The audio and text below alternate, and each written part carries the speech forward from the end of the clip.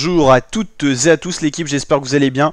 Aujourd'hui pour cette nouvelle vidéo, on se retrouve pour la présentation complète de l'étape 5 du Critérium du Dauphiné 2023. Ça y est, on est à plus de la moitié du Critérium, 191 km au programme, deuxième étape la plus longue, mais en plus vallonnée de ce Critérium du Dauphiné, qui je pense va être plutôt sympathique. Quand on voit les punchers et tout présents, les forces françaises en présente, on a de quoi se régaler.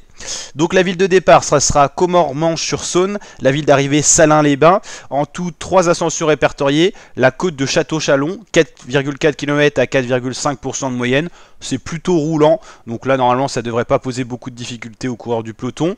Il y aura le sprint intermédiaire à Salins-les-Bains, je crois que ça sera au même endroit que, voilà, ça sera le premier passage sur la ligne d'arrivée, donc les coureurs pourront repérer la ligne d'arrivée. Ensuite il y aura des côtes un peu plus pentues que la première, la côte d'Ivori, 2,3 km à 6% de moyenne, c'est déjà plus costaud.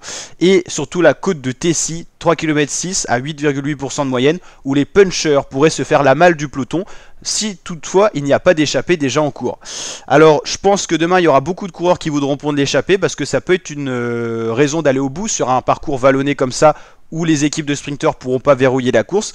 Mais attention, la Jumbo-Visma pourrait rouler pour un Christophe Laporte qui normalement devrait pouvoir passer ces bosses là.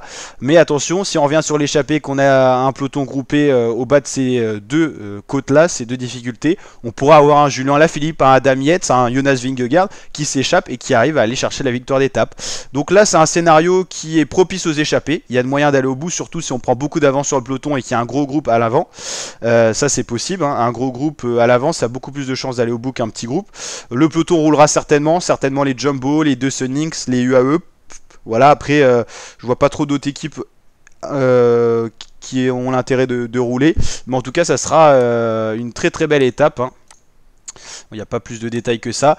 Au niveau du classement général, normalement, peut-être que Michael Birch pourrait perdre son maillot s'il n'arrive pas à rester dans le peloton, et ça pourrait être Vingegaard qui pourrait prendre le maillot, sachant qu'il n'y a que 12 secondes d'écart entre ces deux coureurs. Et si un autre coureur se détache vraiment, à voir ce que ça peut donner. Voilà l'équipe, n'hésitez pas à liker si ça vous a plu, à vous abonner, à activer la cloche, et je vous dis à très bientôt pour de nouvelles vidéos. Ciao ciao.